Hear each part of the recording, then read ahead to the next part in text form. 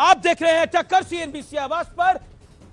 कांग्रेस महासचिव बनने के बाद आज पहली बार प्रियंका गांधी वाड्रा ने चुनावी रैली की। प्रधानमंत्री नरेंद्र मोदी के गढ़ गुजरात से प्रियंका गांधी ने हुंकार भरी और मोदी सरकार को राष्ट्रवाद का पाठ पढ़ाने की भी पूरी कोशिश की। वहीं आज कांग्रेस वर्किंग कमेटी की बैठक में एक प्रस्ताव पारित किया गया जिसमें नौकरियों को आतंकवाद पर तरजीह दी गई। तो उधर मसूद अजहर पर जी वाली सियासत भी जारी है। बीजेपी और कांग्रेस आमने सामने है। तो क्या अब 2019 की लड़ाई राष्ट्रवाद पर होगी? आज इसी पर होगी जोरदार टक्कर। 2019 में किसकी देशभक्ति दमदार? आज टक्कर में ये तमाम सवालों को उठाएंगे। मैं दोस्तों इंतजार लंबा नहीं कर सकता।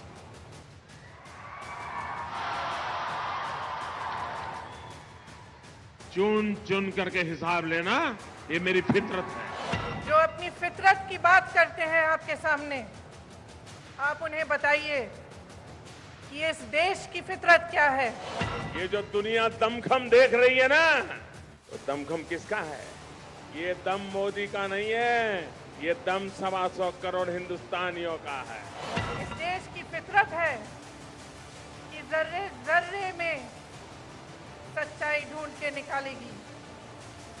इस देश की फितरत है कि नफरत की हवाओं को प्रेम और करुणा में बदलेगी। मौका था कांग्रेस वर्किंग कमेटी की बैठक का। नरेंद्र मोदी को ललकारने के लिए कांग्रेस ने उनके गढ़ साबरमती को चुना। इसके बाद बारी प्रियंका गांधी की थी। रैली में प्रियंका गांधी वाड्रा कम बोली, लेकिन सीधे सीधे पीएम मोदी के राष्ट्रवाद को चुनौती दे डाली। उनसे पूछिए, जो 2 करोड़ रोजगार उन्होंने आपको जिनका उन्होंने आपको वचन दिया था, वो रोजगार कहाँ है? उनसे पूछिए कि जो 15 लाख आपके खाते में आने थे, वो 15 लाख कहाँ गए? सही सवाल करिए। इस चुनाव में आगे आने वाले 2 महीनों में आपके सामने तमाम मुद्दे उछाले जाएंगे। आपकी जागरूकता ही इस देश को बनाएगी। ये आपकी जिम्मेदारी है। आपकी देशभक्ति इसी में प्रकट होनी चाहिए।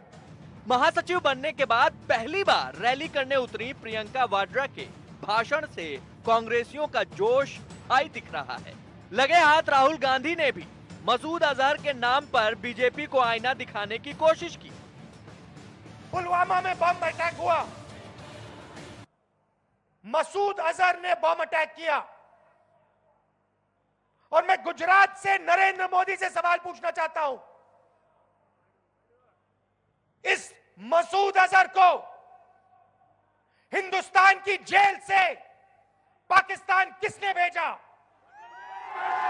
मुझे लगता है कि अगर अब ये इतिहास अगर निकालेंगे तो इनका ऐसा दागी भूगोल सामने आएगा जिसे ये इनके जो मामा जी थे, जो यह देश के लोगों का पैसा ले करके कतरौची भाग गया था, तो किसने भगाया था? उधर बीजेपी राहुल गांधी पर मसूद अजहर के नाम में जी लगाने को लेकर काफी आक्रामक है। तो उधर कांग्रेस ने रविशंकर प्रसाद की भी एक पुरानी वीडियो जारी की है। मितवश पात्रा ने रिकॉर्ड किया है। हाफिज जी का एक पुराना स्टेटमेंट आपको दिखाएंगे। एयरक्राफ्ट में मसूद अजहर जी के साथ बैठकर सवाल यही है कि 2019 की लड़ाई बीजेपी के राष्ट्रवाद बनाम कांग्रेस की देशभक्ति हो गई है। आज इसी पर होगी जोरदार टक्कर। 2019 में किसकी देशभक्ति दमदार?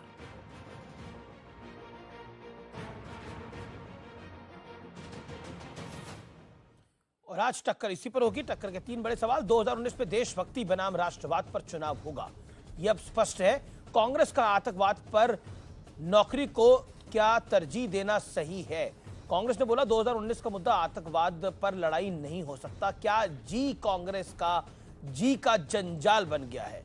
क्योंकि निश्चित तौर पर मसूद अजहर को जी कहने पर राहुल गांधी सोशल मीडिया से लेके आम लोगों में बहुत घिर गए हैं और बीजेपी एक स्ट्राइक भी कर रही है इसको लेकर। हालांकि कांग्रेस ने भी पलटवार किया है रविशंकर प्रसाद को लेकर। लेकिन मेरे साथ भारतीय जनता पार्टी के प्रवक्ता और मेंबर ऑफ पार्लियामेंट राज्यसभा के जीवीएल नरसिम्हा राव हैं। मेरे साथ मेंबर ऑफ पार्लियामेंट राज्यसभा के आरएसएस के बड़े थिंकर राकेश सिन्हा इस चर्चा में जुड़ रहे हैं।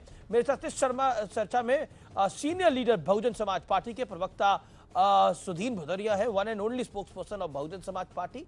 मेरे साथ जूही सिंह इस चर्चा में जुड़ रही हैं, जो कि समाजवादी पार्टी की प्रवक्ता हैं। मेरे साथ सुरेंद्र सिंह राजपूत साहब है, जो कि कांग्रेस पार्टी के मीडिया पैनलिस्ट हैं, प्रवक्ता हैं। उनका भी अभिनंदन है, उनका भी स्वागत है। आप तमाम लोगों का स्वागत है। मेरी रिक्वेस्ट है कि सब अपने अपने वक्त पर अपनी बात रखें।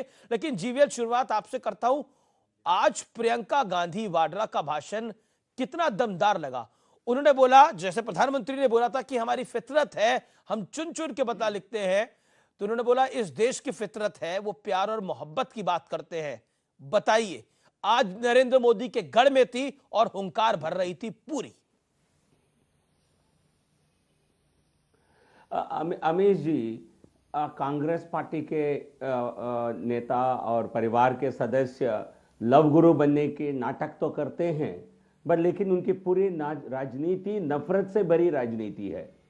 और जिस प्रकार भारत की सेना प्रमुख को भी सड़क का गुंडा कहना और आतंकियों के साथ मोहब्बत करना, उनके साथ बहुत गौरव से उनको पुकारना, यदि यही उनकी प्रेम की भाषा है तो ठीक है। लोग समझते हैं उनकी प्रेम पाकिस्तान के प्रति है, आतंकियों के प्रति है और भारत के प्रति बर्बादी की उनकी सोच है।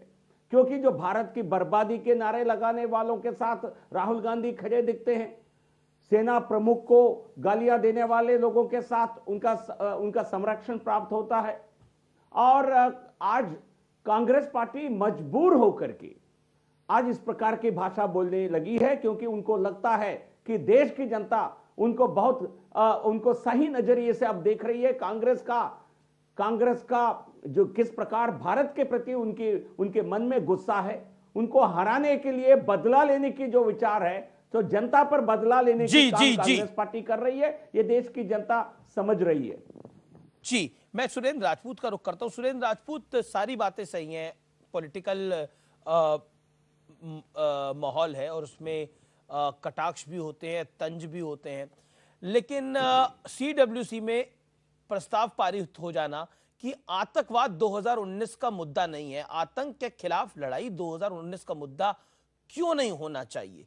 क्या प्रियंका गांधी वाड्रा को आतंक के खिलाफ आज अपनी बात नहीं रखनी चाहिए थी? ठीक है, नरेंद्र मोदी पर कटाक्ष करिए, आपके एक नेता ने नरेंद्र मोदी को आतंकवादी भी कहा, वो अलग विषय है, लेकिन क्या आतंकवाद विषय नहीं होना चाहिए 2019 के चुनाव का? 40 साल से हम जो झेल रहे हैं, आपने अपने दो बड़े नेता को आतंकवाद के चलते। सुरेंद्र सिंह राजपूत, 50 सेकंड। मुद्दा कब से हो गया अमीश?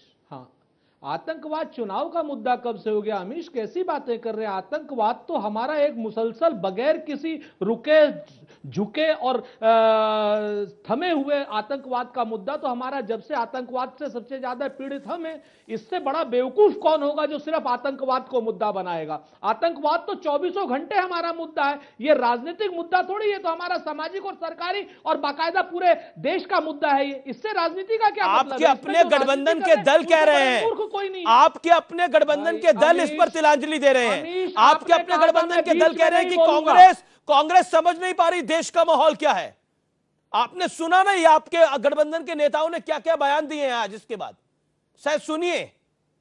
आपका मसला पता क्या है अमीश भाई जी? आप असल बात मूल रूप से भारतीय जनता पार्टी को बचाने के लिए एक शील्ड की तरीके से सर मैंने आपसे सवाल पूछा, आपको भारतीय जनता पार्टी की शील्ड किसी को बनाना है तो आप बनाइए, फिर तो आपको बताना चाहिए दिग्विजय सिंह सबसे बड़ी शील्ड है, कपिल सिब्बल उससे बड़ी शील्ड है, राहुल गांधी जब मसूद अजहर को जी कहते थे वो कितनी बड़ी शील्ड है। अब छोड़िए ना, हम शील्ड की बात क्यों कर रहे हैं? आपको शर्म आपको शर्म नहीं आती है? सर अपनी भाषा की मर्यादा रखिए। मसूद अजहर को 3 बार नाम लिया गया। नहीं, आप अपनी भाषा की मर्यादा को रखिए, आप अपनी भाषा की मर्यादा को रखिए। ये जर्नलिस्ट और रिपोर्टर्स को शर्म कहना बंद करिए, शर्म नेताओं को आनी चाहिए। जैसे एक विद्वान के भांजे हैं, कम से कम आप तो कटाक्ष समझिए। जी सुरेंद्र राजपूत, आपको मेरे परिवार को बीच में लाने की कोई आवश्यकता नहीं है।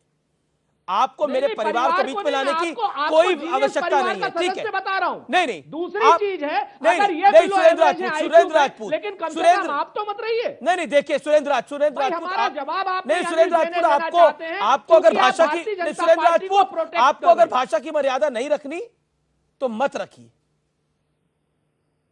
आपके साथ तार्किक बहस करना बड़ा मुश्किल है, और मैं अब आपको इसके बाद नहीं लूंगा अगर आप ऐसी बात करते रहेंगे। अगर जीनियस गाली है तो मैं नहीं, अगर आप ऐसे ही बात करते रहेंगे तो मैं आपको नहीं लूंगा। आपको, मुझे लगता है, दायरा रखना चाहिए। मैंने आपसे सवाल पूछा, ओके, आपके यहाँ वैसे भी नहीं आया हूं। मत आइए करिए, अपनी पार्टी को बोल दीजिए मेरे यहाँ मत, आपको मना भेजा करे। सुदीन भदौरिया का मैं रुख करता हूं। अपनी पार्टी को आप बोलिए, आप मना कीजिए, ठीक है? आपके यहाँ Surendra Rajput, you are wasting peoples time.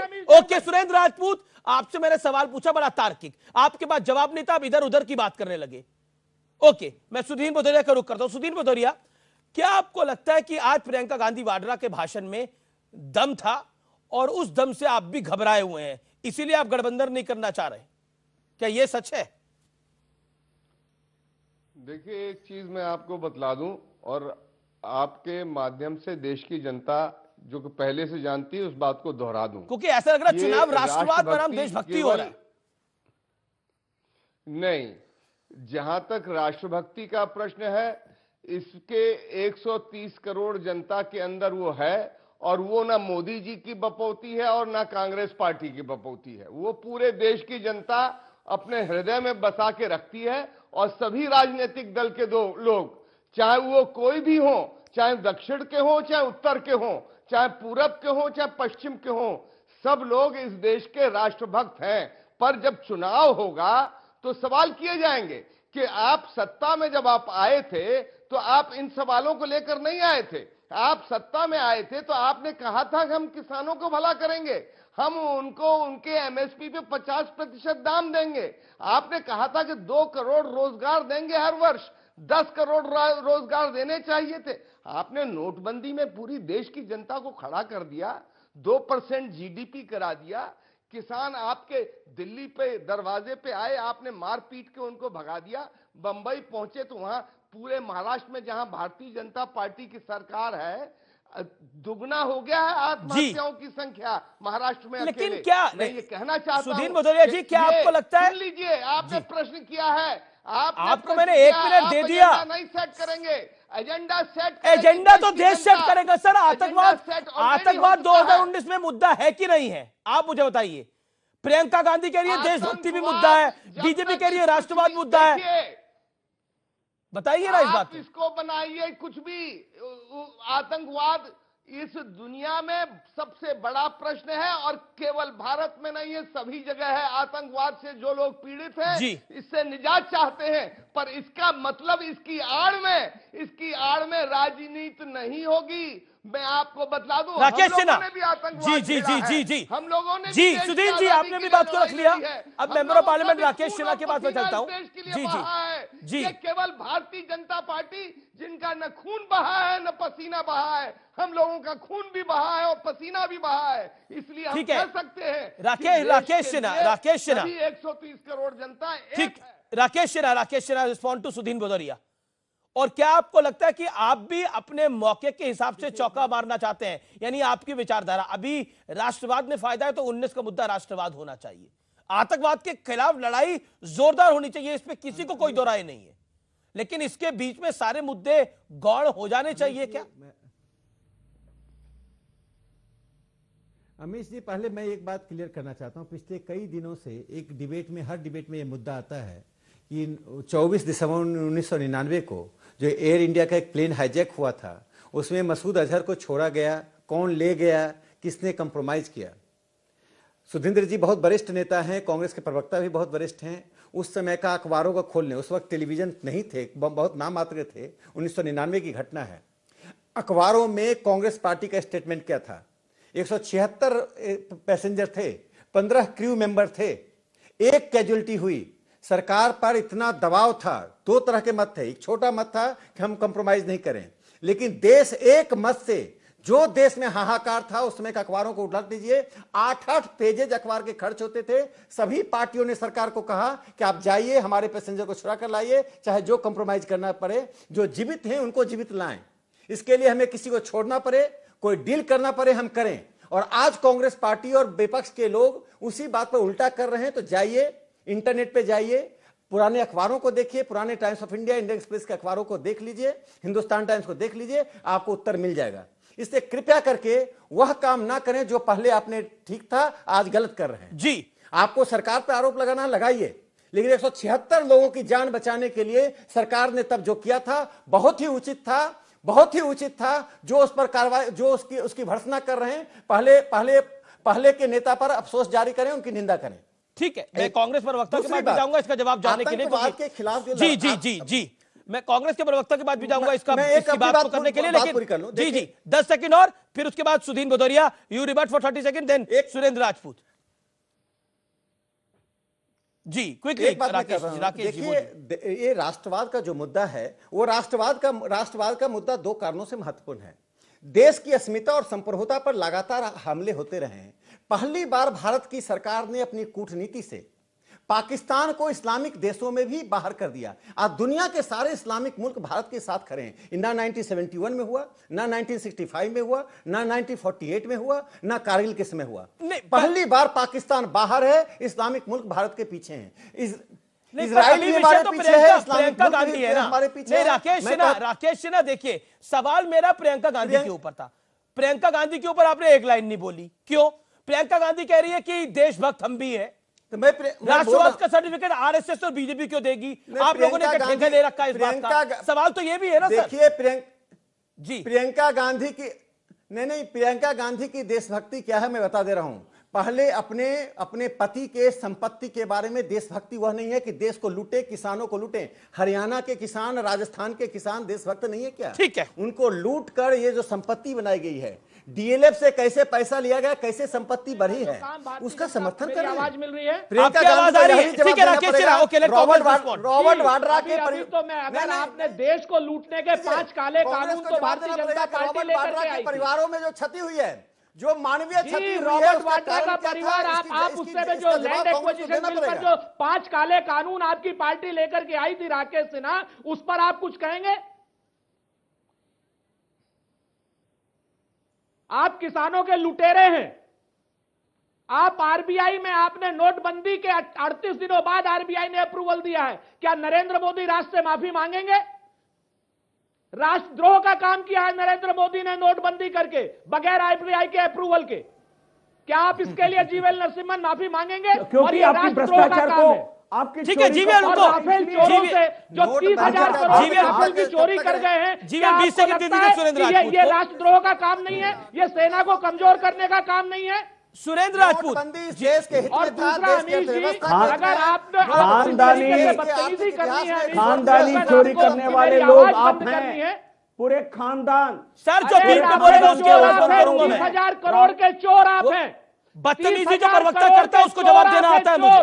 चौकीदार भी चोर है, चोरी किए हैं। ठीक है, जीवीएल रिस्पॉन्ड। नहीं देखिए ये जीवीएल रिप्लाई। राकेश बैठ के ये भाषा मत देखिए, बोलिए। अमित जी ये तो सड़क पे भी भाषा नहीं बोली जा सकती है। ये किनको बैठा लिए हैं? ये कांग्रेस के प्रवक्ता हैं क्या? नरेंद्र मोदी को सिखाइए। गालियां बनने के सड़क की भाषा नरेंद्र मोदी को सिखाइए। कांग्रेस के प्रवक्ता हैं। ये वही कांग्रेस है, यही कांग्रेस है जो महात्मा गांधी थे। ये वही कांग्रेस है जिसे जवाहरलाल नेहरू थे। ये वही कांग्रेस है जिसमें इंदिरा गांधी थी, महात्मा गांधी थे। यही वही भाजपा। आप थोड़ी सी भाषा का, आप एंकर को गाली दे रहे हैं, प्रधानमंत्री को गाली दे रहे हैं, पूरे देश को गाली दे रहे हैं। एंकर ने बदतमीजी की है हमारे साथ। गाली से डिबेट नहीं होता है क्या? ये गाली कोई नहीं दे रहा है, गाली देने का काम आपका है। आप और पढ़े गाली लिखे देने व्यक्ति का नजर आ काम रहे हैं। भाजपा का। ये संस्कार तो आपके हैं। नहीं, मेरा काम है। ये संस्कार राष्ट्रीय स्वयंसेवक संघ के होंगे, ये संस्कार कांग्रेस से नहीं है। गाली देने का काम एंकर के कांग्रेस परिवार की नहीं करती चर्चा कर दी, आप नरेंद्र मोदी जी को गाली दे रहे हैं। जी, एंकर के परिवार आप को मैंने बोलते रहिए, जीनियस आप कहा जितना है। बोलेंगे एंकर के परिवार को गाली नहीं दिया राकेश सिन्हा साहब। हानि होगी। आपने आप पहले सुनते नहीं, एंकर के परिवार को गाली नहीं दी, एंकर के परिवार को जीनियस कहा है। और अगर जीनियस कहना आपकी डिक्शनरी में गाली है तो निश्चित तौर पर आपका दृष्टि दोष है। आप जाइए, अपनी भाषा को फिर से सुधार कर आइए यहाँ पर। अरे मेरी भाषा ठीक है, को सुदीप भदौरिया, चुनाव में जीत हार कार्यशाला होगी। में पढ़ने की आवश्यकता कोई नहीं है। प्रधानमंत्री और बनेगा, मुझे कोई भाषा राष्ट्रपति अपनी मालूम बनेगा, है, कोई और मंत्री भारत बनेगा, भाषा कोई का सांसद परिष्कार भी बनेगा, मालूम लेकिन है। देश को तो चलना है, देश के लोकतंत्र को चलना है। जी आप बिल्कुल, तो देश को लोकतंत्र की चलना हत्या है। कर रहे और हैं। अंग्रेजों के दलालों से हमें आपातकाल नहीं की भाषा जुआ बोल रहे सीखनी है। सर मर्यादा, शब्दों की मर्यादा रखें, हम दलाल नहीं, जैसे नहीं, आप शब्दों ये का सब प्रयोग language ना में- करें। ये सब language मैं में नहीं। एक सेकंड अमीश जी, मैंने आपको कौन सी गाली दी, जरा बताइए ना। एक सेकंड अमीश जी, मैंने ऐसे आपको चीजों कौन का सी गाली भाषा की दी? मर्यादा को नहीं रखिए, कर दलाल सकता। जैसे शब्दों का अमीश इस्तेमाल देवगन ना कौन सी करें तो गाली दी, बेहतर मुझे है। बताइए। अगर डिबेट के आपको अंदर मैंने ठीक है, genius ओके। कहा, तो ये गाली है। जूही सिंह भी हमारे साथ बनी हुई है, काफी देर से इंतजार कर रही है, 18 मिनट हो गए। और ये एक गेस्ट राकेश सिन्हा जैसे लोग और संघ के लोग हमें भाषा का परिष्कार सर, राकेश सिन्हा से आपका वैचारिक मतभेद हो सकता है, लेकिन अपनी बात आप भी रखें, वो भी रखें, किसी के बीच में कोई ओवरलैप ना करे तो बेहतर होगा। मैं दोनों को ये बात कह रहा हूं। सुदीन भदौरिया उठ के चले गए, वो कह रहे हैं कि भाषा का स्तर इतना खराब है, मैं कहना नहीं चाहता, उन्होंने जो शब्द का इस्तेमाल करा कि भाषा का स्तर इतना खराब है कि मैं ऐसी डिबेट में नहीं बैठ सकता। मैं माफी चाहता हूं अपने व्यूअर्स से, जिन शब्दों का इस्तेमाल हो रहा है वो ठीक नहीं है। हम यहां पर बात कर रहे थे कि रविशंकर प्रसाद ने हाफिज जी क्यों बोला और राहुल गांधी ने मसूद अजहर को जी क्यों बोला, उसकी हम बात करते। ये भाषा क्या है जो भाषा का इस्तेमाल हो रहा है? क्या किसी को लगता है कि इससे उसका वोट बैंक बढ़ जाएगा? ये तो भाषा का एक सुरेंद्र राजपूत एक सेकंड, अपनी टर्न का वेट करिए। जूही सिंह का टर्न। नहीं, मैंने तो आपको जीनियस का सर, ना मैं जीनियस हूं, ना मेरा परिवार जीनियस है। मैं एक सामान्य परिवार से आता हूं और मुझे आपके सर्टिफिकेट की जरूरत नहीं है सर। ठीक है, the debate is not on my family sir. नहीं, let's not debate, the debate is not on my family sir. My humble submission sir, you made your point. Juhi Singh, आपकी हैसियत भी नहीं है कि मेरी आवाज बंद करें। सर मेरी हैसियत कितनी है मुझे पता है, और धमकाइए मत पत्रकारों को। हो सकता है बड़ी पार्टी के बड़े प्रवक्ता हो, लेकिन पत्रकारों को धमकाना बंद करिए कि आपकी हैसियत नहीं है। हमारी हैसियत इतनी, हमारी पॉलिटिकल हैसियत नहीं होगी, लेकिन इस जनता की नजर में हमारी हैसियत है, क्योंकि हमारी जिम्मेदारी है। हम सत्ता पक्ष से भी सवाल करते हैं और विपक्ष से भी सवाल करते हैं। इसीलिए हैसियत आपके नजर के अंदर सांसद और विधायकों की होती होगी, लेकिन इस देश की नजर में पत्रकारों की भी उतनी बड़ी हैसियत है। इतना गुमान नहीं होना चाहिए अपनी नेतागिरी का कि दूसरों पत्रकारों को हैसियत बताएं आप लोग। इतना गुमान नहीं होना चाहिए अपनी नेतागिरी का कि आप पत्रकारों को बताएं उनकी हैसियत क्या है। जूही सिंह, हम बतौर पत्रकार हमारी हैसियत नहीं होगी, लेकिन हमारी हैसियत सवाल पूछने वाली तो है। जी जूही सिंह जी,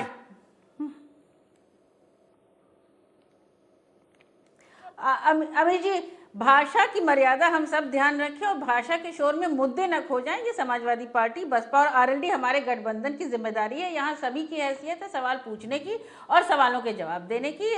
व्यक्तिगत टिप्पणी से ना समाजवादी पार्टी करती है ना करना चाहती है। आतंकवाद के खिलाफ तो सभी हैं भारतवर्ष में, और भी मुद्दे हैं लेकिन जो हमारे लिए जरूरी हैं और जो हम अपने काम गिनाकर क्या राष्ट्रवाद और देशभक्ति पे 19 का चुनाव होगा? बीजेपी कह चुकी है राष्ट्रवाद, प्रियंका गांधी कह रही है, प्रियंका गांधी कह रही है देशभक्ति हमारे में भी कूट कूट के बढ़ी है। क्या राष्ट्रवाद वर्सेस देशभक्ति का चुनाव है 2019 का, और आतंकवाद बड़ा मुद्दा नहीं है?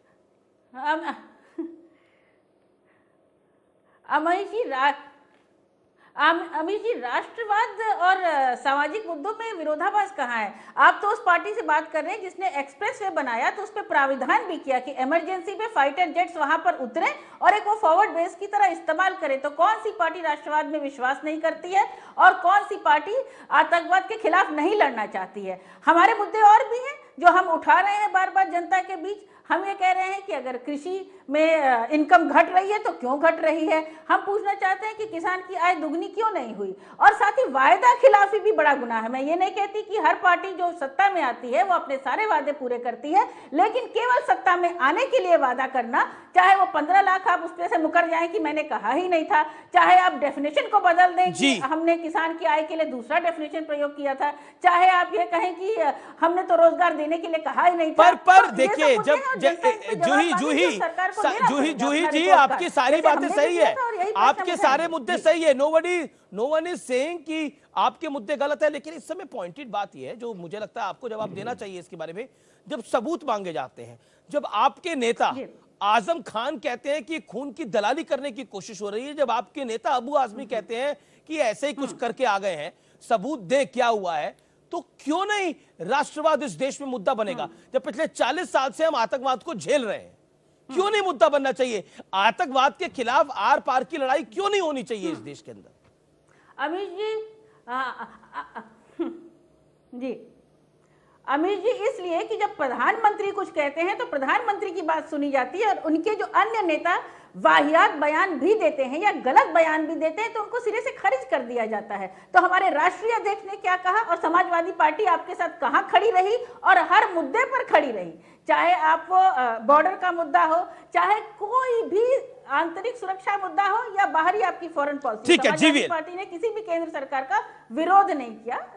रक्षा मंत्री रह चुके हैं नेताजी, और उस समय भी रक्षा मंत्रालय में काम किया था, बेहतर काम किया था कि हमारे शहीदों के शरीर जो हैं वो ससम्मान उनके गांव पहुंचे, ये भी उन्होंने किया था। तो थोड़ा सा ध्यान रखें। जीवीएल, ऐसा क्यों आपको लगता है कि राष्ट्रवाद और देशभक्ति आपकी बपौती है?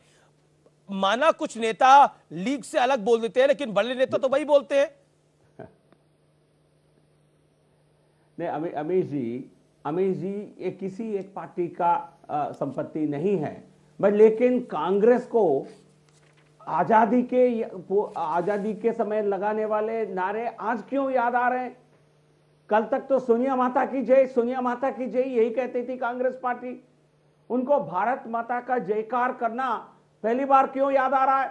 पहले भारत माता की, भारत की टुकड़े टुकड़े होने की नारा लगा रहे थे, उनके साथ दे रहे थे, आतंकियों का समर्थन कर रहे थे और सेना प्रमुख का गाली दे रहे थे, सेना पर सवाल कर रहे थे। आखिर ये मन परिवर्तन क्या हुआ? ये मन परिवर्तन है, ये चुनाव के लिए उनके ऊपर दबाव है। को किसने रोका उनको भारत माता की जय कहने से? आज तक किसी पर रोक थी क्या? क्यों भूल गए इतने साल, दशकों तक? क्यों अपनी कह रहे नारा लगाते रहे सोनिया माता की जय? क्योंकि आप आज पूरे देश पहचान चुका है कि कांग्रेस पार्टी उनके लिए राजनीतिक, उनकी अवसर राजनीतिक, उनके जो फायदे हैं वही दिखते हैं। भारत के प्रति सम्मान, देश के साथ गद्दारी करने का भी वो पीछे नहीं हटते हैं। जिस प्रकार उन्होंने पाकिस्तान के साथ समझौता किया है और पाकिस्तान की भाषा बोल रहे हैं, आतंकियों की भाषा बोल रहे हैं, ये बड़ा आरोप है, आपका जवाब देना पड़ेगा इस पे। तो ये सब क्या है? ठीक है, ये आप बड़ी बातें बोल रहे हैं। मैं सुरेंद्र राजपूत का रुख करता हूं। सुरेंद्र राजपूत, डिबेट पे केंद्रित रहिएगा। जो जीवीएल ने पॉइंट बोले उनका जवाब दीजिएगा। दूसरा, आपने ICA 814 का जिक्र किया, मसूद अजहर का जिक्र किया कि छोड़ के आ गया, लेकिन इस देश में 1991 में नाहिदा सोज, सैफुद्दीन सोज की बेटी, उसको 1991 में छोड़ा गया। उसके बाद तजदुक देव, गुलाम नबी आजाद के साले हैं, उनको 1992 में छोड़ा गया, ये हार्ड फैक्ट है। और 2010 के अंदर गुडविल जेस्चर के तहत एक आतंकी को छोड़ा गया, पाकिस्तान के आतंकी को, शाहिद लतीफ को, 26/11 के बाद। वो भी इस देश का इतिहास है और अखबारों में खबर छपी थी 2010 के अंदर कि गुडविल जेस्चर के तौर पे छोड़ा गया। उस समय विषय भी बना था। और ICA 814 का जब विषय था तब आप ही की पॉलिटिकल पार्टी ने, सोनिया गांधी जब पार्टी के अध्यक्ष होती थी, उन्होंने भी ये बात को बोला था और आपके बाकी नेताओं ने भी बोला था कि सरकार जो कॉम्प्रोमाइज करना चाहे वो करे। आज लाइन अलग है, तब लाइन कुछ और थी। ये विरोधाभास क्यों? जी, दो बातें बड़ी स्पष्ट हैं। अब भारतीय जनता पार्टी के कुछ बदतमीज लोग कहते हैं कि सोनिया माता की जय हम लोगों ने लगाए। अगर हमने सोनिया माता की जय लगाए हो तो बताइए। सोनिया गांधी हमारी राष्ट्रीय अध्यक्ष हैं और उनकी हम जय लगाएंगे, भारत माता की जय भी लगाएंगे, वंदे मातरम भी कहेंगे। सच्चाई यह है कि कांग्रेस को राष्ट्रवाद का पाठ ना तो भारतीय जनता पार्टी पढ़ा सकती है और न ही RSS बढ़ा सकती है, जिसे न तो स्वतंत्रता संग्राम में कोई रोल था और न ही बाकी जगहों पर कोई रोल था। तीसरी बात मैं आपको बता दूं, एक पाकिस्तान के दो पाकिस्तान करने वालों को हमें भारतीय जनता पार्टी से सर्टिफिकेट नहीं चाहिए। ना तो आतंकवाद पे अगर किसी ने प्रधानमंत्री खोए हैं तो हम लोगों ने खोए हैं, नक्सलियों पर अगर नक्सलियों पर इंपॉर्टेंट लीडर गए हैं तो हमारे गए हैं। इनके यहां पर तो किसी की उंगली भी नहीं कटी है।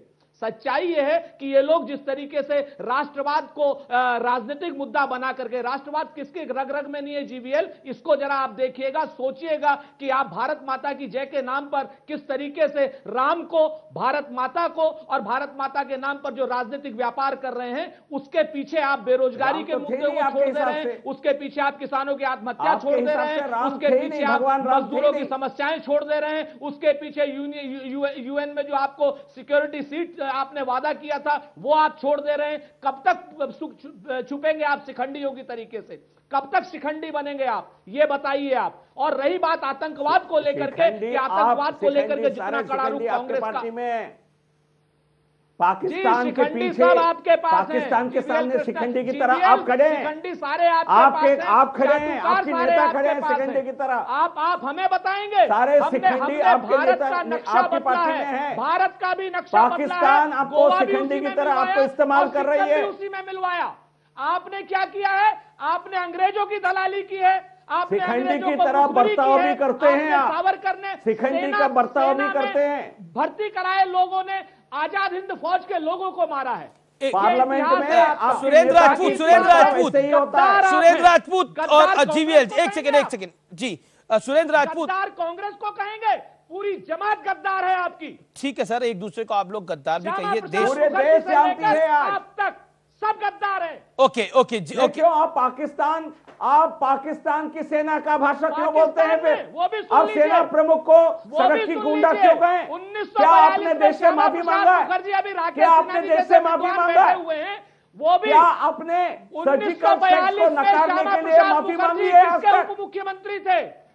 आज भारत की बर्बादी नारे लगाने वालों के साथ देकर के आज तक माफी मांगे हैं क्या राहुल गांधी? हाफिज सईद से मिलने के लिए क्या भारत की बर्बादी के नारे के लिए आज आईएसआई को पठानकोट में किसने बुलाया था?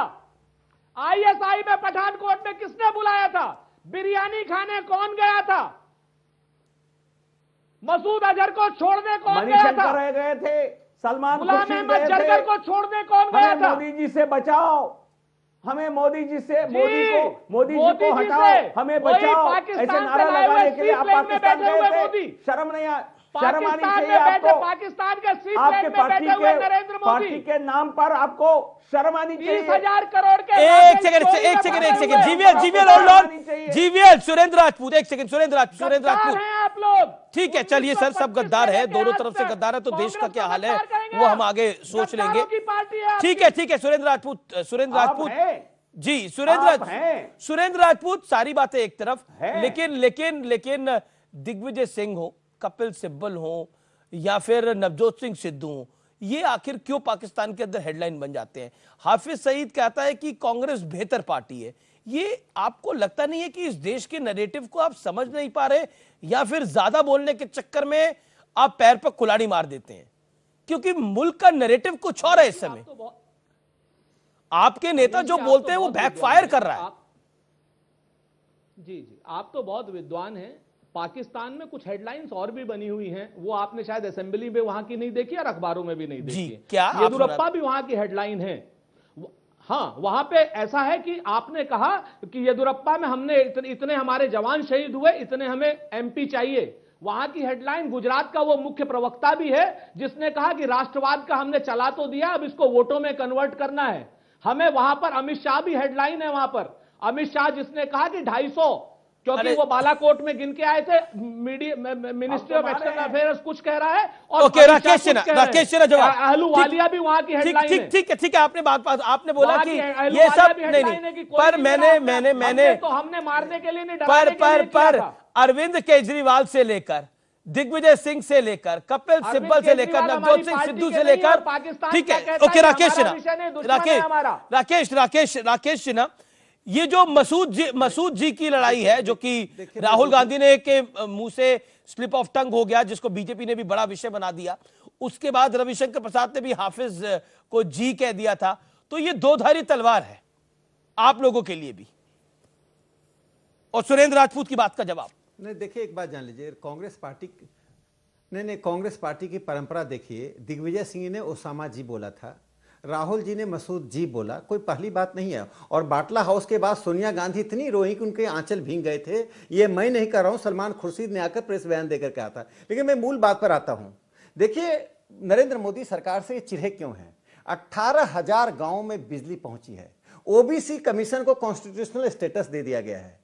10% गरीबों के लिए जो सभी रिलीजन न्यूट्रल रिजर्वेशन, बीजेपी तो कह रही है राष्ट्रवाद 2019 का बड़ा मुद्दा है, पर बीजेपी कह रही है राष्ट्रवाद 2019 का बड़ा मुद्दा है। मेरी बात सुनिए, सुन तो लीजिए। इन बातों के अतिरिक्त एक पहली बार ऐसा हुआ है कि पाकिस्तान को 47 के बाद हमने अनुलोम विलोम करा दिया। पाकिस्तान घुटना टेक कर भारत से याचना कर रहा है। और जो लोग आज नरेंद्र मोदी पर और बीजेपी पर अटैक कर रहे हैं, उनसे मैं दो ही सवाल पूछता हूं। सुभाष चंद्र बोस और लाल बहादुर शास्त्री के साथ कांग्रेस ने क्या किया है? सुभाष चंद्र बोस के साथ जो काम आपने किया है, शायद भारत का इतिहास माफ नहीं करेगा। लाल बहादुर शास्त्री की हत्या की गई थी, वो हत्या थी ताशकंद में, और यहाँ पर सत्ता के लाल बहादुर शास्त्री की अगर हत्या थी तो आपकी 6 साल सरकार थी वाजपेयी की, अटल बिहारी वाजपेयी की, आप कार्रवाई कर देते। 5 साल नरेंद्र मोदी की सरकार चली, आप कार्रवाई कर देते। देखिए सर, 40 आप लोग भी रेटोरिक को बार बार बोलते हो। अमीश जी 4 डिकेड, सुन लीजिए, 4 डिकेड के बाद विदेश में हुई हत्या की जांच क्या की जा सकती है? तब तक कम्युनिस्ट शासन में चला गया। उसके जितने प्रमाण आए हैं उनकी हत्या। देखिए, बहस का विषय ये नहीं है। आज हम 2019 में खड़े हैं, उसकी बात करनी जरूरी है। नैतिकता की पाठ पढ़ाने का कोई अधिकार नहीं है। सुरेंद्र लाल बहादुर शास्त्री और सुभाष चंद्र के साथ जो कांग्रेस पार्टी ने की है और ये परिवार ने किया है, देश माफ नहीं करेगा। इंसान को राज्यसभा दी जा सकती है, ये मैं आप देखिए, पर्सनल अटैक नहीं, आप अपनी बात को रखिए। नहीं, ये पर्सनल नहीं जी। सुभाष चंद्र बोस और जवाहरलाल नेहरू की दोस्ती को ये राकेश सिन्हा ना पढ़े हैं ना समझ पा रहे हैं, लेकिन इतने पढ़े हुए विद्वान लोग अगर इस तरीके की बात करेंगे तो नजर रख रहे थे। और दूसरी बात, श्री लाल बहादुर शास्त्री दोस्ती के नाते गाना गा रहे थे, जासूसी कर रहे थे, जांच कराई आपने, कोई कमीशन बैठाया आपने? आप कैसी बातें करते हैं? सुरेंद्र राजपूत, देखिए, सबसे बड़ी बात उस विषय में उलझने की आवश्यकता नहीं है। नहीं, सुरेंद्र राजपूत, आपने अपनी बात को रख लिया। आप देखिए, इस समय मैं आपसे और राकेश जी दोनों से निवेदन कर, और हम अगर जवाब दे तो बिल्कुल मैंने आपको जवाब देने का मौका भी दिया, उनको भी मैंने टोका और आपको भी मैंने जवाब देने का मौका दिया। लेकिन उसके बाद कह रहा हूं, अब 2019 में वापस आ जाते हैं, क्योंकि इंपॉर्टेंट 2019 है। इस समय देश का युवा आपको देख रहा है, देश का बड़ा माना हुआ ये चैनल है और देश की सबसे देखी जाने वाली डिबेट है। इसलिए मेरा निवेदन है 2019 में वापस आइए, क्योंकि इंपॉर्टेंट 2019 है। आज इस समय देश आतंकवाद की समस्या को झेल रहा है और पिछले 40 साल से झेल रहा है, इसमें कोई दो राय नहीं है। जूही सिंह, हम आतंकी को तो जी कहेंगे, नरेंद्र मोदी को टेररिस्ट कहेंगे, आतंकवादी कहेंगे, क्या यह काम करेगा इस देश के अंदर? नरेंद्र मोदी से विरोध हो सकता है, लेकिन नरेंद्र मोदी को आतंकवादी कहेंगे, नरेंद्र मोदी को चोर कहेंगे और आतंकवादी को जी कहेंगे, यह नैरेटिव क्या 2019 में जितवा देगा चुनाव? आपको लगता है ऐसा?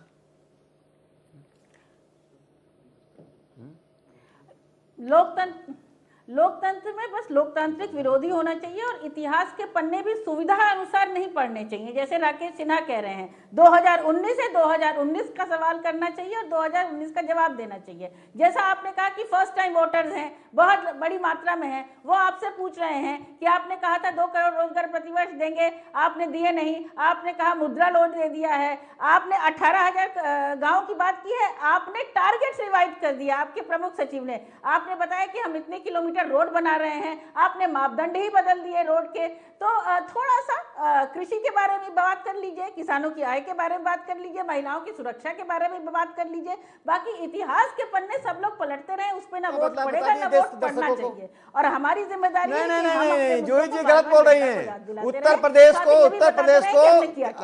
प्रदेश को किस रूप में आपने छोड़ा था? किस रूप में छोड़ा था समाजवादी पार्टी ने? उत्तर प्रदेश को आपने उत्तम प्रदेश से कहां लेकर छोड़ा था? आज योगी जी के नेतृत्व में उत्तर प्रदेश कहां? आप देखिए, ऐसा है अमीर जी, अरे उत्तर प्रदेश की हालत आपने खराब कर दी। दलितों पर सबसे ज्यादा अत्याचार आपके शासनकाल में हुआ। दूषित होती है, सारी जवाब भी नहीं एक्टिविटी जो ही अमीर जी, मैं आपकी बात का जवाब दूंगी। जो आदमी उत्तर प्रदेश को आपने कहां छोड़ा था? दोनों से एक दूषित प्रकार की मानसिकता कौन से गलत भाषा में बोला? और मुद्दों को छिपाने के लिए उत्तर प्रदेश को आपने कहां जाकर छोड़ा था? पन्ने उलट रहा है वो राज्यसभा का। आप बताइए क्या पैरामीटर बदला? राज्यसभा एक ऐसी सभा है, राज्यसभा एक ऐसी सभा है जहाँ बौद्धिक और विचारधारा के लोग जाते हैं। जो भी वहाँ पर गया हो, मैं तो ऐसे लोगों का नाम भी नहीं लेना चाहती हूँ। भगवान न करे ऐसे लोगों का नाम ले लो, भगवान न करे इस तरह से मुझे इलेक्शन लड़ना पड़े। मैं मुद्दों पर चुनाव लड़ूंगी और बताऊंगी कि डायल हंड्रेड हमने बनाया, हमने बनाया, मिल्क प्रोडक्शन में पहला स्थान हमने हासिल किया, मेट्रो हमने चलाई, एक्सप्रेसवे हमने बनाया, समाजवादी आपने बोला बताइए, गडकरी जी ने सड़क बनाने का पैरामीटर क्या बदला? ठीक है, चलिए ये अच्छी बहस है, ये अच्छी बहस है जिसमें सत्ता पक्ष सवाल पूछ रहा है कि आपने क्या किया और विपक्ष जवाब दे रहा है, लेकिन होना उल्टा भी चाहिए, जरूरी ये भी है, होना उल्टा भी चाहिए, जरूरी ये भी है। जी मैं जीवीएल को लेके आता हूँ, ना तो हमने एक चार्जशीट व्यक्ति को मुख्यमंत्री बनाया। मैं जीवीएल को लेके आता हूँ चर्चा में, जीवीएल और नरेंद्र राजपूत जी 18,000 गाँव को बिजली दी गई तो कहा बदल दिया और अपनी भाषा और अपनी मानसिकता को सुधारें। अगर लोकतंत्र में थोड़ा पढ़कर आया कीजिए, थोड़ा पढ़कर आया कीजिए, बिना पढ़े मत आया कीजिए, बिना पढ़े मत आया कीजिए, भैया ने कौन किताब में आप पढ़े? अच्छा ठीक है, अगर सम्मान पाना है तो सम्मान देना चाहिए। यहाँ पर किसी की दिमाग पर सुरेंद्र राजपूत इस समय रुकिए आप एक सेकंड। जूही सिंह राकेश सिन्हा रुकिए एक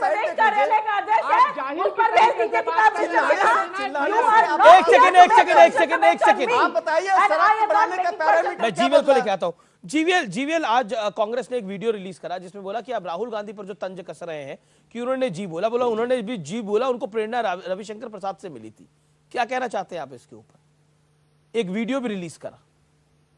नहीं उनको प्रेरणा देखिए केवल किसी से प्रेरणा की जरूरत नहीं है। राहुल गांधी खुद दिग्विजय सिंह जी के लिए, उनके पार्टी के कपिल सिब्बल के लिए, उन सब के लिए प्रेरणा का स्रोत राहुल गांधी है। ये हिंदू आतंकवाद, आज अचानक अभी हिंदू संस्कृति से प्रेम जग जाता है इन पिछले 2 साल में। तो पहले हिंदू आतंकवाद, हिंदुओं को, हिंदू संस्कृति को जलील करना, पूरे धर्म को गाली देना, ये सब पहले उनकी कांग्रेस की ही ये सोची समझी साजिश थी। तो भारत को जलील करने के लिए हिंदू को जलील किया पहले, तो इसलिए उनको किसी से प्रेरणा की जरूरत नहीं है। राहुल गांधी खुद उनके पार्टी के प्रेरणा के स्रोत रहे हैं। और जहां तक सपा का सवाल है, बहुत संस्कारी पार्टी बनने की कोशिश कर रहे हैं आज, बट लेकिन आपने गुंडागर्दी का सरकार चलाया। ठीक है आपने बात को रखा। गुंडागर्दी से उत्तर प्रदेश को विमुक्ति दिया है। हमने गुंडागर्दी आप कर रहे हैं, गुंडे आप हैं, आप कह रहे हैं गुंडागर्दी की सरकार चलाई आपने। जरा आपने शब्द संभाल कर बोलिए। जीवीएल मेरा उत्तर प्रदेश के सांसद है, कितनी बार उत्तर प्रदेश आए हैं, उत्तर प्रदेश के लिए आपने क्या किया है, जरा हमें भी बता दीजिए। आप गुंडे की पार्टी हैं। अमित जी, अगर कोई भी भाषा के शब्द का प्रयोग यहाँ करेगा तो आप उसको रोकिए। ये क्या मतलब है? ये गुंडा, अच्छा अमित जी, ये गुंडागर्दी धमकाना, ये भाषा का निम्न स्तर, इनको रोकिए। यदि ये ठीक से बात कर सकते तो औरों के साथ बैठे, नहीं तो चलते बने। हम इस पैनल को छोड़कर नहीं जाएंगे और इस गुंडागर्दी और इस गंदी भाषा का जवाब देंगे। गुंडागर्दी क्या हुआ किया? मैडम किस की भाषा को रोके? किस भाषा को रोका जाए? के जुर्म में आपके मुख्यमंत्री के ऊपर चार्जशीट है आईपीसी के सेक्शन। मैडम जिस भाषा पर आप इस समय मैडम होल्ड ऑन, मैडम जिस भाषा पर मैडम आप जिस all audios down right, all audios down. Madam hold on. जिस भाषा पर आपको इतना ही आपत्ति है, आपको मैं एक भाषा सुनाता हूं मायावती की। मायावती का नारा था, चंदगुंडन की छाती पर मोहर लगाओ हाथी पर। आज उसी मायावती के साथ आपने गठबंधन करा हुआ है।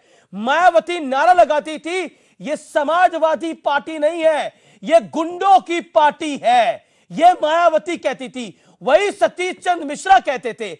आज आपको लग रहा है कि ये भाषा की मर्यादा नहीं है। सहूलियत के हिसाब से राजनीति को तोड़ना मरोड़ना आसान है, लेकिन ये देश, ये जनता, ये जनार्दन सब देखती है, सब कुछ देखती है, हर एक चीज को देखती है। और दूसरी बात एक सेकंड, चरगुंडन की छाती पर मोहर लगाओ हाथी पर। आज उसी हाथी पर साइकिल को चढ़ाकर बैठे और कह रहे हैं ये भाषा का निम्न स्तर है। कमाल की सहूलियत है ये, कमाल की सहूलियत है ये। और सहूलियत इस तरह की है कि हर बात को अपने तरह नहीं, ये क्या मायावती ने तब गलत बोला था? तो मायावती के साथ आज गठबंधन क्यों करा हुआ है आप लोगों ने?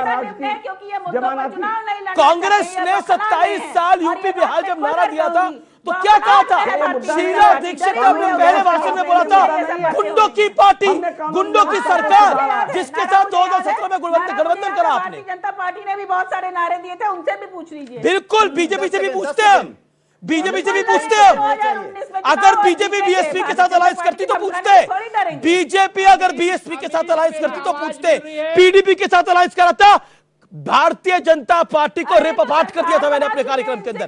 तो इसलिए मुझे क्या करना है, नेता ना बताए, नेता मुझे ना बताए मुझे क्या करना है। जब पीडीपी के साथ अलायंस किया था तो इसी अमीश देवगन के शो में बीजेपी के प्रवक्ता नहीं आ रहे थे, क्योंकि मैंने सवाल पूछे थे कि वो गठबंधन क्यों चल रहा है और गठबंधन किस लिए चल रहा है। सिर्फ बीजेपी के प्रवक्ताओं से नहीं, अमित शाह तक से यह सवाल पूछा गया था। इसीलिए मेरा काम मुझे पता है, मैं इस देश के लिए खड़ा होता हूं और मुझे गर्व है इस देश पर खड़ा होने के लिए, इस देश के मुद्दों पर खड़ा होने के लिए। दूसरी बात, अभी थोड़ी देर पहले बहुत सारी बात हुई, हम पीछे चले गए, राकेश सिन्हा ने इतिहास की बात करी, सुरेंद्र राजपूत ने उसका जवाब दिया। मैं 2019 की बात करता हूं।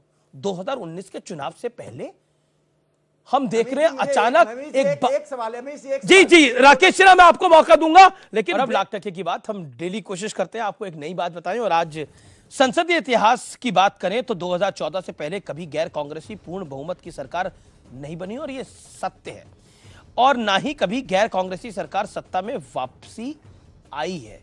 नरेंद्र मोदी ने पहला रिकॉर्ड तो 2014 में तोड़ दिया था, क्या 2019 में दूसरा रिकॉर्ड वो तोड़ पाएंगे? ये लाख टके की बात है। ये इतिहास गवाह है कि पूर्ण बहुमत वाली सरकार अकेली अपने दम पर आजादी के बाद या फिर कहें कांग्रेस के बाद पहली बार नरेंद्र मोदी की सरकार बनी। और कभी कांग्रेस कभी 10 साल सत्ता से बाहर नहीं रही है, हमेशा कभी बैकडोर से, कभी फ्रंट डोर से, यानी कभी बाहर से समर्थन, कभी सरकार के साथ होकर सरकार में वापस आई है। लेकिन अगर 2019 में ऐसा नहीं होता तो ये as a Congress party, Congress के इतिहास को भी बड़ा झटका होगा अगर 2019 में वापसी नहीं होती। इसीलिए कांग्रेस इस समय हर वो प्रयास कर रही है जिससे उसका लाभ हो, और वो उसका लेजिटिमेट राइट भी है। मैं रुक करता हूं। राकेश सिन्हा, आप कुछ कहना चाह रहे थे और मैं मौका सबको दूंगा, अंत का दौर है तो सब अपनी बातें रखिएगा। राकेश सिन्हा, ये देश का चुनाव महत्वपूर्ण है, इसमें कोई दुराई नहीं है, लेकिन क्या आपको लगता है कि प्रियंका गांधी वाड्रा ने आज एक सौम्य भाषण दिया, जिस सौम्य भाषण में यह बताने की कोशिश करी कि आप राष्ट्रवाद की बड़ी ज्वाला जला सकते हैं, लेकिन आपको इस देश की भावना का भी ख्याल रखना होगा?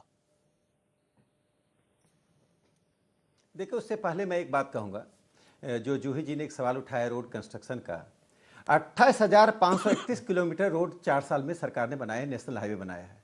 इसके पहले यूपीए सरकार के दौरान 16,505 किलोमीटर रोड बना था। 12,000 किलोमीटर रोड अधिक बने, जो 73% अधिक है जी।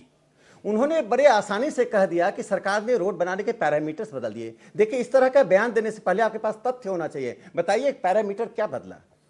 उन्होंने कहा 18,000 गांवों में जो बिजली लगी, तो आपने कहा सेक्रेटरी ने ऑब्जेक्टिव बदल दिया। नहीं ठीक है, बताइए कंस्ट्रक्शन में मेरी डिबेट नहीं है। पर डे मैं 40 सेकंड का वक्त देना चाह रहा था आप सबको। रोड बना जो ही आपके 40 सेकंड बचे हुए हैं, एकदम चैनल पर आकर बरगलाने वाली बातें नहीं करनी चाहिए। देश का विकास हो रहा है और मैं बता रहा हूं, राष्ट्रवाद और विकास दोनों मुद्दों पर नरेंद्र मोदी जी की सरकार 300 सीटें भारतीय जनता पार्टी को अकेले अपने आएगी।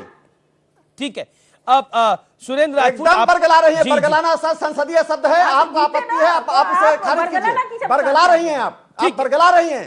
टेलीविजन चैनल पर आकर झूठ बोलना बंद कीजिए। हाँ, मुझे आपत्ति है, मुझे बरगलाने से भी आपत्ति है, मुझे आपके लाल बहादुर शास्त्री के बयान से भी आपत्ति है। आपको जिससे आपत्ति कीजिए, आप आपत्ति रखिए, आप आपत्ति अपने बैंक में बैंक अकाउंट बना के रखिए। मर्यादा में रहूंगी सर। एकदम बरगला रही हैं आप, एकदम बरगला रही हैं। मिस बरगलाने का अंग्रेजी होता है मिसगाइड करना, मिसगाइड कर रही हैं। इसका क्या मतलब है? इसका क्या मतलब है मिस्टर सिन्हा? बैंक अकाउंट का क्या मतलब है? अमीश जी, आप बताइए क्या पैरामीटर बदला? आपको मालूम है क्यों बोला? पैरामीटर बताइए। व्यूअर्स जानना चाहता है कि पैरामीटर क्या बदला? आपने क्यों बोला पैरामीटर? ठीक है, मैं 40 सेकंड का वक्त सबको देना चाहता हूँ।